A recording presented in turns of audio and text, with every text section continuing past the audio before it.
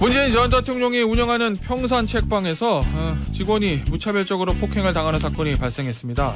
이 민주당과 평산 책방 층은 이 철저한 경찰 조사를 촉구한 상황인데 폭행이 대상이 문 전 대통령이 아니었겠느냐 이런 의심을 하는 것 같습니다. 자세한 내용은 더불어민주당 고민정 의원과 이야기를 좀 나눠보겠습니다. 의원님 안녕하세요. 네, 반갑습니다. 예, 저 일단 그 평산 책방에서 직원의 폭행이 있었는데 네. 이 평산 책방이 문재인 전 대통령에 대한 경호 구역 내에서 일어난 거잖아요. 그렇죠. 예, 이거를 그러면 민주당 측에서도 네. 목표는 문재인 전 대통령이었는데 그 자리에 안 계셔서 화를 피하고 직원이 폭행당했다 이렇게 보시는 거예요?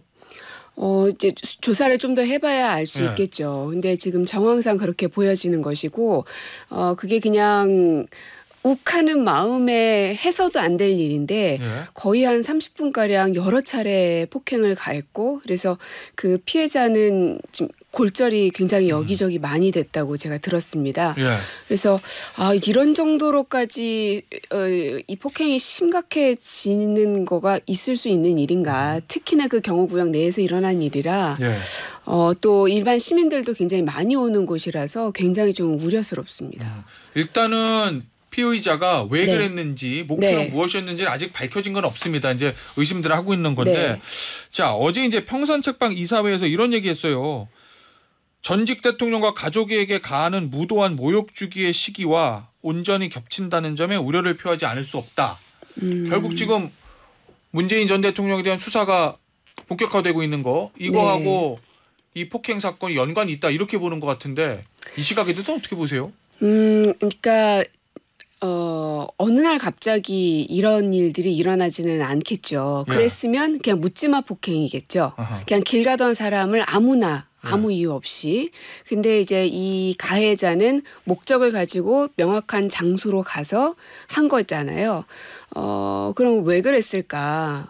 근데 이제 최근에 이제 문재인 대통령에 관련된 여러 가지 이제 검찰 수사 또 여러 뉴스들 이런 것들이 그 사람에게 자극제가 되었지 않았을까. 결국은 이제 정치인들도 마찬가지입니다. 이재명 대표님도 그러셨고 배현진 의원님도 그러셨고 그러니까 언론에 계속 오르내리고 있는 이런 사람들이 표적이 될 수밖에 없는 이런 상황에서 보면 정치인들도 극단으로 치달으면 안 되겠지만 뉴스도 또 수사도 이런 모든 것들이 다 작용을 한다고 생각을 합니다. 그러면은 이 수사와 거기에 대한 보도 여기에 대해서 문재인 전 대통령에 대한 부정적인 어떤 이미지가 생기니까 그걸 기화로 이런 사건이 발생했을 수도 있다 이런 얘기예요? 저는 가능성이 있다고 봐요. 그러니까 왜 한참 여혐 막 이런 문제들이 있었을 때도 여성들에 대한 폭행이 굉장히 많이 또 발생하기도 했잖아요. 그렇기 때문에 뉴스도 되게 중요하죠. 알겠습니다. 전 책임이 있다고 봅니다. 모든 사람들에게. 예. 이 문재인 전 대통령 수사 얘기를 좀 안 해볼 수는 없을 것 같은데 이 관련해서 당에서는 이제 전 정권 탄압 대책위원회 이게 출범했습니다. 네. 이재명 대표하고 문재인 전 대통령 손을 맞잡았고요. 이 만남에 대해서 추경호 원내대표가 이런 얘기했어요. 방탄 동맹이다. 여기에 대해서 우리 고민정 의원님은 국민을 위한 방탄 동맹이다. 이렇게 표현하셨거든요. 이게 정확히 어떤 의미입니까? 국민을 위한 방탄 동맹. 사법 리스크 문제는 저는 이미 뛰어넘은 거라고 생각합니다. 그러니까 이재명 대표도 계속 수사하고 있는데 조금 있으면 결과가 나올 거고 그러면 대표의 거취는 어떠고 시나리오가 뻔히 있잖아요. 그 지난 2년 동안 제가 최고위원 하면서 매일같이 들었던 말입니다만 결국은 아무것도 밝혀내지 못했고 없잖아요. 국민들도 밥상머리에 앉아서도 아유 이제 좀 그만 좀 했으면 하는 생각이 드는 겁니다. 문재인 대통령에 대한 것도 어느 날 그러니까 요 최근에 근래에 있었던 일도 아니고 워낙 오래전에 있었던 일을 어느 날 갑자기 들고 나온 거잖아요. 그래서 이거는 그 사법 리스크의 문제는 이미 시기상 뛰어넘은 문제라고 보고 근데 이를 두고 계속 방탄이라고 하시니 오히려 저는 어떤 생각이 드냐면 진짜로 제가 이제 추석 앞두고 저 지역 주민들 만나러 시장에도 가고 이래야 되는데 경제에 힘들죠. 의료 대란 문제 때문에 저 추석 기간에는 저 물고기도 먹지 말라는 거 아닙니까? 목에 가시라도 걸리면 병원을 갈 수가 없다. 그래요? 예, 그러죠.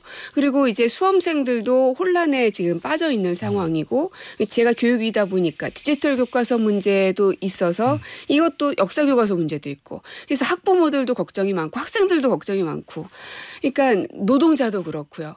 그리고 방송도 언론 탄압이 심하죠. 얼마 전에 인권위원장이 임명이 됐는데 소수자의 인권을 무시하는 사람이 인권위가 됐어요. 그러니까 이런 면면들을 열거하려면 끝이 없는데요. 어떻게 이거를 막을 수 있을까. 인사청문회를 통해서 그런 사람은 임명하지 못하도록 국회가 막아보려고 했는데 하면 뭐합니까? 다 임명하죠. 그러면 어떻게 법으로라도 이걸 막아보려고 했는데 그걸 하면 뭐합니까? 대통령이 거부권 행사하는데. 그래서 결국 국민들을 지키기 위한 누군가는 그러니까 무언가는 있어야겠다. 네. 결국은 제1야당인 민주당이 책임을 질 수밖에 없는데 가장 큰 정치인이라고 할 수 있는 문재인 전 대통령과 이재명 당대표가 서로 이렇게 손을 맞잡고 있는 모습 그리고 세게 싸워나가는 모습들이 그런 힘없고 당하고 있는 국민들을 막아줄 수 있는 국민을 위한 방탄이 되어주면 좋겠다 하는 생각입니다. 그러면 결국 이제 민주당 입장에서 보면 윤석열 정권에 대항해야 되고 다음 대선 이겨야 되고 그게 국민을 위한 건데 저는 다음 대선을 이겨야 되고가 지금의 목적에 저는 들어가진 않습니다. 그거는 결과물로 그렇게 선택이 되어질 거라고 보는 거고요. 지금은 당장에 진짜로 너무 힘듭니다. 저희가 맨날 정치권에서 늘 힘들다. 야당은 늘 국민들이 힘들어요 얘기하고 여당은 늘 경제가 좋아요 뭐 얘기하죠. 그러고 나서 한 몇 년 흐르고 나면 그 시점이 평가가 될 텐데 그래서 주로 우리가 객관적으로 보는 것들은 외신들을 많이 보잖아요. 해외 시각들. 진짜 지금 너무 힘든 상황입니다. 알겠습니다. 그러니까 어쨌든 윤석열 정권에 대항하고 국민을 위해서는 민주당의 전 대통령 그다음에 현 대표가 손을 잡아야 된다 뭐 이런 얘기인 거잖아요. 네네. 그런데 그 부분에 대해서 원래 이제 또 지난 총선 때 얘기긴 하지만 뭐 친명 비명 뭐 친문 뭐 갈등 얘기도 있었으니까 국민의힘 쪽에서는 그런 얘기 하더라고요. 언론 보도 보니까 5월 동주다. 동상이몽이다.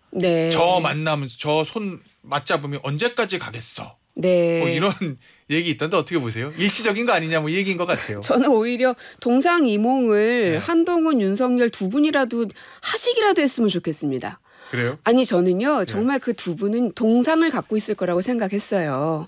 아바타라고도 막 비판을 제가 했던 사람이기 때문에 그래서 당대표에 당선이 되기 위해서 전략적으로 대통령과 선을 긋는 것이다.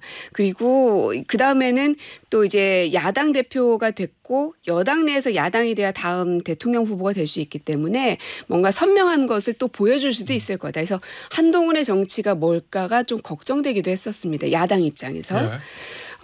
그러나 지금 보면은 동상도 지금 못하고 계시잖아요. 의료 대란 문제 풀고 있습니까? 그리고 또 그 최상병 특검법도 물론 마찬가지예요. 한동훈 대표가 했던 말을 그대로 실천하시려면 최소한 법은 발의는 하셨어야죠. 그 정도의 리더십도 없으시면 어떻게 대표를 합니까? 자, 그럼 윤석열 대통령과 한동훈 대표는 그렇다 치고 그러면 문재인 전 대통령과 이재명 대표의 사이는 어떻습니까? 동상은 맞아요 지금? 계속 갈 수 있는 겁니까? 그 언제는 연대가? 동상이 아니었나요? 그래요? 네, 저는 늘 동상이었다고 생각합니다. 그러니까 이 민주당의 특성은 저도 이제 민주당 내에서 가장 강하게 이재명 지도부 뭐 혹은 주류의 그 생각에 비판하고 맞섰던 사람입니다. 맞죠. 하지만 제가 당을 나가거나 그러지 않잖아요. 그러니까 늘 민주당은 그 안에서 이견이 충돌하는 조직이지만 그래도 우리가 가야 할 그 큰 목적에 대해서는 이견은 없습니다. 아니 뭐 국민의힘 쪽에서는 뭐 그런 얘기들 깨지길 바래서 그러는 거겠죠. 그래요? 예를 들어서 뭐 김경수 전 지사가 이제 복권됐으니까 결국 뭐 지금 김동연 저 경기도지사도 이재명 대표가 좀 다른 목소리를 내고 결국 친문 세력들이 하나로 결집해서 이재명 대표에 대항할 수 있는 어떤 미래 후보군을 만들어내는 거 아니냐 뭐 이런 저희가 대항하는 것은 네. 윤석열 대통령과 국민의힘의 사람들을 대항하려는 것이고 예. 저희 안에서는 경쟁하는 거죠. 지금 SBS 이 큰 건물 있지만 아침 방송하고 저녁 방송하고 경쟁해가지고 저녁 방송 죽이려고 아침에 막 난리 피고 이러지 않지 않습니까? 다른 채널과의 경쟁을 하는 것과 같은 거죠. 알겠습니다. 네. 문 전 대통령 수사 관련해서 혹시 좀 연락 통화 좀 해보셨나요? 문재인 전 대통령하고? 아니요. 대통령님하고 따로 통화하지는 예. 않았고요. 예. 예. 뭐 그 상황들을 이제 면면히 좀 보고 있습니다. 지금 어떤 입장이라고 알고 계십니까? 윤건영 의원 표현에 따르면 화가 굉장히 많이 나 있다 뭐 이렇게 얘기하긴 하던데. 원래 그렇게 화내거나 흥분하시는 스타일이 아니시기 때문에 이제 윤건영 저 의원님이 얘기하신 그 뉘앙스를 여러분들도 잘 읽어주셨으면 좋겠고 저희는 이제 노무현 대통령님의 그 사례를 본 바가 있었고 그 당시 논두렁 시계에 대한 트라우마도 굉장히 강합니다. 그래서 그걸 막기 위해서 이재명 대표도 그렇게 함부로 수사하지 말아라고 모두가 얘기를 했었던 거고요. 그래서 문재인 대통령의 가족에 관련된 것들도 너무 그러니까 김건희 여사의 명품백은 선물이고 월급 받은 거는 뇌물이라고 하면 대통령의 가족들은 일도 하지 말고 그럼 뭐 어쩌라는 겁니까? 뭐 흙만 먹고 살아요? 알겠습니다. 예. 권성동 의원이 캥거루 게이트라고 그러던데 이 표현에 대해서는 어떠세요? 그거는 실패한 언어라고 생각합니다. 왜냐? 저는 전혀 몰랐어요. 오늘 이거 듣고 알았어요. 왜냐하면 그 말이 사람들 귀에 쏙 들어왔으면 뉴스를 보든 안 보든 귀에 들어왔어야 되는데 그러진 않은 것 같습니다. 실패한 주어다? 네. 알겠습니다. 김건희 여사 특검법이요. 12일 날 처리합니까? 앞서 저 신동욱 의원은 아직 민주당도 결정 안 한 걸로 알고 있다 이렇게 얘기하던데. 네. 아직은 아마 마지막까지 계속 여야 또 의장님하고도 계속 협상을 하고 있는 걸로 알고 있습니다. 어떤 점을 고민하고 있는 거예요? 언론에서는 추석 밥상에 민주당에서 이걸 올리는 거 아니냐 뭐 이렇게 좀 전망을 하는 것 같던데. 이제 여당에서 받아주느냐의 문제죠. 이게 결국은 국민들도 국회에서 일방적으로만 하지 말고 끝까지 협상해라는 거잖아요. 여당에서 그래서 이걸 받을 리 여당하고도 있겠습니까? 근데 여당도 그렇습니다. 아니 김건희 여사에 대해서 특히 그 주가 조작 문제는 너무나 명백하게 나와 있는데 맨날 그래서 이제 문재인 대통령을 향한 이재명 대표를 향한 것이 정치 보복이라고 모두가 다 얘기하는 거가 김건희 여사 때문입니다. 자 그러면 의원님 국민의힘에서 이거 반대할 거라는 그 전제하에 추석 밥상에 올리기 위해서 12일 날 이거를 처리하는 게 민주당에게 낫다고 보십니까? 아니면은 추석 이후로 미루는 게 낫다고 보십니까? 개인적으로. 그거 어렵네요. 그래요? 어떤 게 나을지. 근데 이제 저는 개인적으로는 그 최혜병 특검이 워낙 그 위중한 사안이고 또 시간 문제도 있는 거라서 저는 이제 그게 더 시급하다고는 보는데 다만 지금 현재 국민들의 관심사는 이제 김건희 여사의 명품백이 선물인 것에 대해서 더 입에 많이 오르락 내리락 하는 거는 또 맞는 것 같습니다. 그래서 저희 당도 고민이 있는 것 같고요. 알겠습니다. 김건희 여사가 이 추석에 대국민 인사 메시지 영상에 등장한다고 해요. 전 그거 보고서도 놀라웠습니다. 왜요? 그러니까 저는 그 대통령실의 정무적 감각이 있기는 한 건가.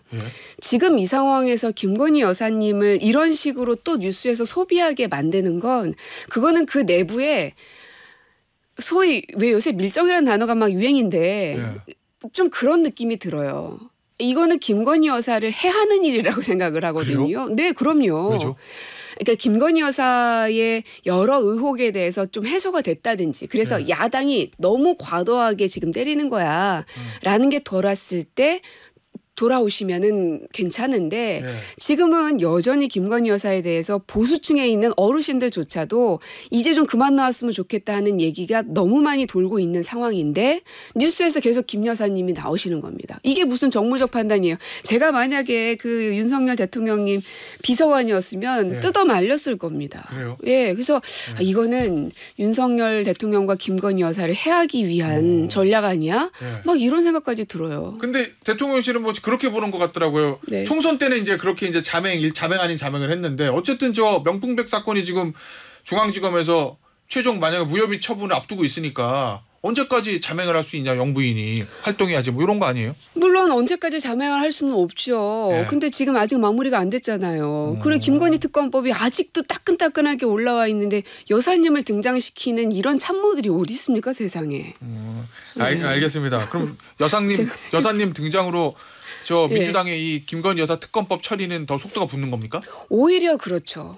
오히려 저는 아까 말씀드린 최혜병 특검법이 훨씬 시급하다고 생각하는데 대통령실의 그런 행동으로 인해서 오히려 김건희 특검법으로 갈 수밖에 없는 상황을 만들고 있죠. 알겠습니다. 의원님 마지막 질문이 될 것 같은데요. 네. 교육위에 속해 계시잖아요. 네. 2025학년도 수시 접수 시작이 됐어요. 의대 정원 이거 건드릴 수 있습니까? 무리입니까?